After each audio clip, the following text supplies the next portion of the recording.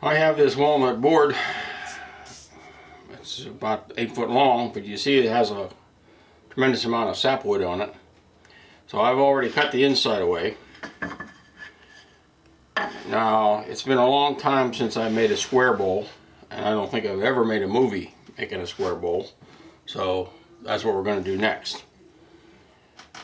Now, if I make this, the square part, 11 inches across, that'll give us a diagonal of 15, a little over 15.5 inches, which my lathe is a 16-inch lathe. I won't have to turn the head. If we go to 11.5, that means the diagonal will be 16.25, and that means I won't be able to turn. Once I get to the last layer, I'll have to turn the head. And if we have a lot of vibration, there's no way for me to hold it with the tailstock if I turn the head. So I'm going to trim this off. I'll probably try to push to the 11.25 or 11.5, maybe 11.25, and we'll make this square, and we'll put this on the bandsaw and cut out the rings. Now, it's been well over a year since I've used that jig on the bandsaw, so we were going to have to test it and make sure that it's still cutting properly. We'll make a test ring, and we'll pick it up at that point. Boards have been cut to length, width. The lines have been drawn. I've decided to cut these out by hand rather than use that jig. It should be 6 rows high. So next thing, we'll cut these out on the bandsaw.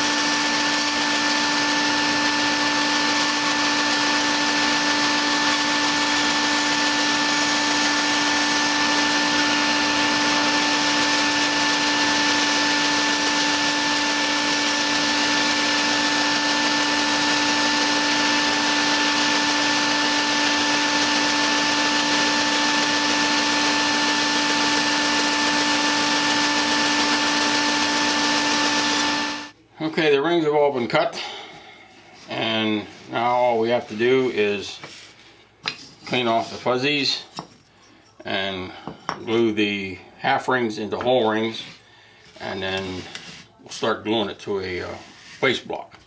So I'll sand off all these fuzzies and glue up the half rings, then I'll show it to you and we'll proceed to build the bowl.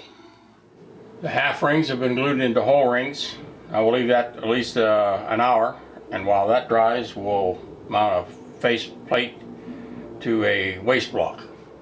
I sanded the bottom to all the rings except the square ring. I only sanded the bottom because after we glue each ring on, we'll true up the other side actually in the lathe. Now, the diagonal on this is about 15 7/8, and my 16-inch ring is just about that size. Maybe it might only be 15 3/4. So I'm going to have to put my 20-inch wheel in the lathe to sand the bottom of this. So I'll give you a shot of that because I don't know that I've ever showed that 20-inch wheel.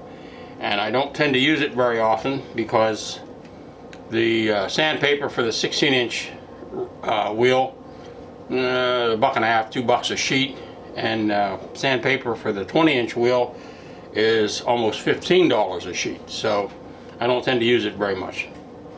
So I'll give you a shot of the 20-inch wheel on the lathe. There's a shot of the 20-inch wheel. To give you an idea, that's the 16-inch wheel.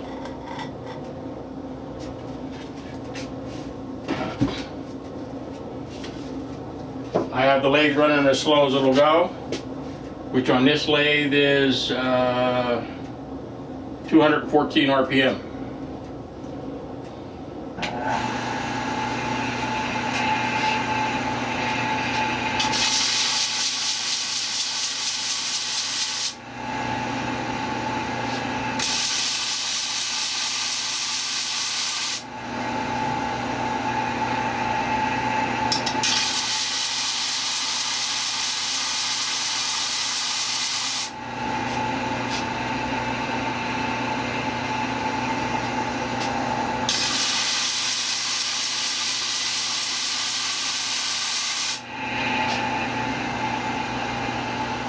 Okay, that looks good.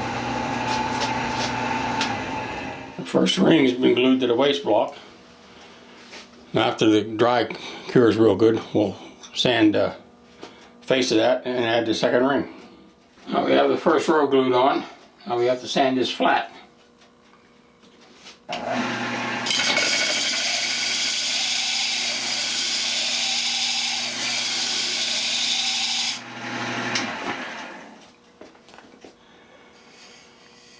Looks pretty good. Put on the next row. Third ring's been glued on. It's in the press. I'll leave that best part of an hour. I'll put the sand it off and put the fourth ring on. Fourth ring is glued in place.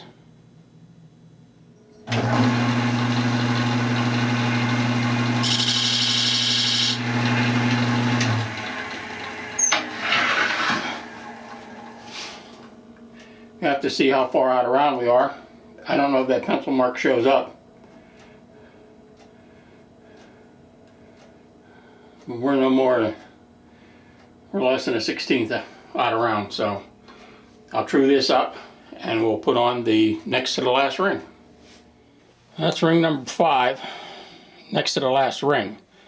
I'm going to leave this dry overnight because the square ring has got to go on perfectly or we're going to have a lopsided bowl. So I'll leave this dry real good overnight, and then tomorrow I'll show you how I go about getting the square ring on the top. I have rough turned the bowl inside and out. Now we just have to set it on the square part, and we'll take exacting measurements from either side, all 4 sides, and bring this into perfectly center on the square, because we have less than 1/8 of an inch from corner to corner to clear in the lathe. And if we don't get it on there perfectly straight, we're going to have one corner hitting the bed of the lathe. So I'm going to take measurements and adjust this perfectly, and then we're going to put a little glue blocks on here to help me so it doesn't move once we add the glue, and we'll put it in the press. And when I get that done, I'll show it to you. Okay, I lined this in the center using this little gadget, and I hot melt glued these 4 blocks on. I have a little alignment mark over here so that we get it situated this way. Now I'm going to take it over, put it in the press, put some glue on this, and we'll leave that dry for at least several hours. Okay, it's in the clamp. Blocks have been removed. This is where the hot melt glue is stuck fast, and this dark ring is where I wiped off the excess glue with a wet rag. So I've decided we're going to leave this set till tomorrow, and tomorrow we can turn it. Okay, let's see how we did. Extremely small amount of clearance, but it does clear. Now, besides, this is a very sharp corner here. I think I'm gonna round them off a little bit, you know, maybe a 1/4 inch. I just don't like that sharp edge. So that'll even give us just a hair more clearance. So I'll do that. We're still going to leave it dry till tomorrow, and we can turn it.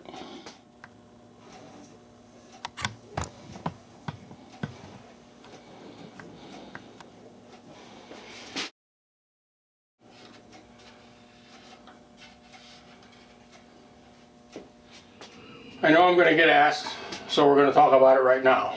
How did I get that square bowl that close to the lathe bed? Property of a square.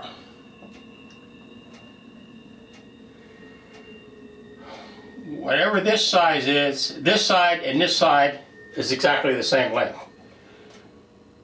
Now, that's the hypotenuse or the diagonal, whatever you want to call it. The side times the square root of 2 will give you this length. Square root of 2 is 1.414, a very easy number to remember. So the inverse is true.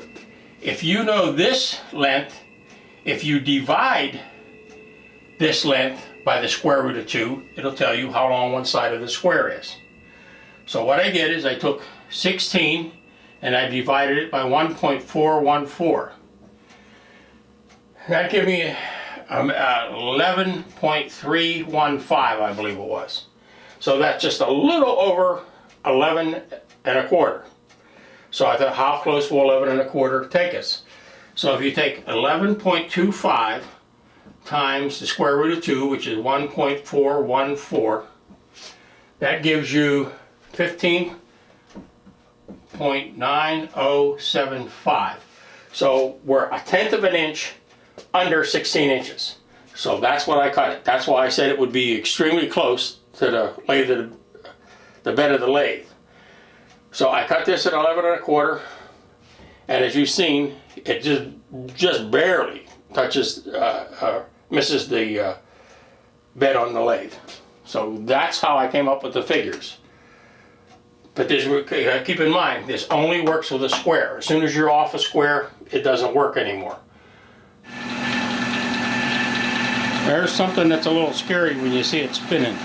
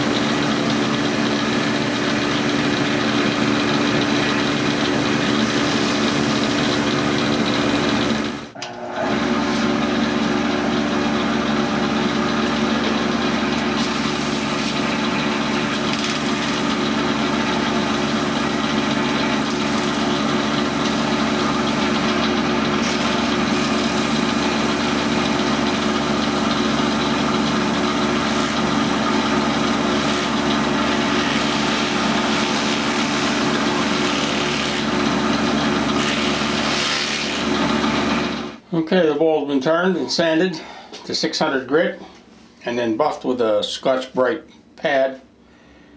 Now I think what I'm going to do on this is I found some walnut grain filler that I had 35 years ago.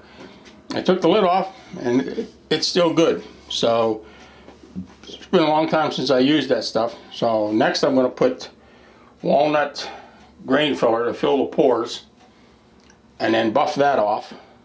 That makes a real mess. And then we'll decide what finish we're going to put on it. for those of you that are interested, the RPMs while I was doing this was a little over 1,000 RPMs. Now you work that into the wood with the grain, so it forces it down into the pores. And you're going to leave it 10-15 minutes till it dries, and then buff it off. And the longer you leave it dry, the harder it is to get off. And then you rub it across the grain, which is going to be very hard to do on a bowl. I'll show you what this stuff actually is, but they don't make it anymore. That's the stuff that I just worked into the grain in the wood. And like I said, I bought that 35 years ago. So we'll leave that dry a little bit and we'll buff it off. And that's what it looks like after that wood filler's been buffed back off. Now this is the largest square bowl that I've ever made, and the only part that really concerned me was all the square bowls I made in the past had a much bigger base. The base on this bowl, which I'll show you here in a minute, is only 2¼ inches, I think. And I'll show you that right now. Now, if you ever noticed, on most of the bowls I make, I leave the base real big while I turn the bowl to give me as much glue area down here as possible. So I was a little concerned there's an awful lot of weight out here just to be stuck by 2¼ inches. But it worked out. So this stuff has to dry, they say 4 to 6 hours. So we'll leave it dry 4 to 6 hours, and I'll buff it one more time, and we'll put sanding sealer on it, a coat or two, and then I think we'll put wipe-on polyurethane on it. Here's a shot of the bowl with 2 coats of sanding sealer, and that's the first coat of wipe-on polyurethane.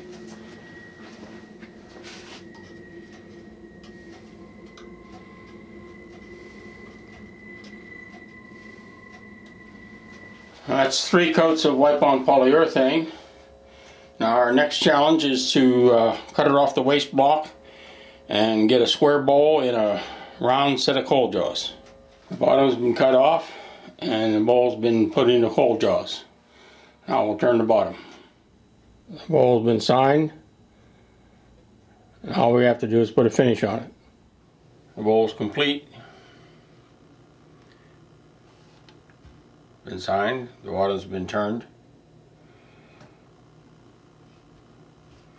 If you decide to try to make one of these square bowls, be very careful with these corners spinning around. You could break a finger very easily.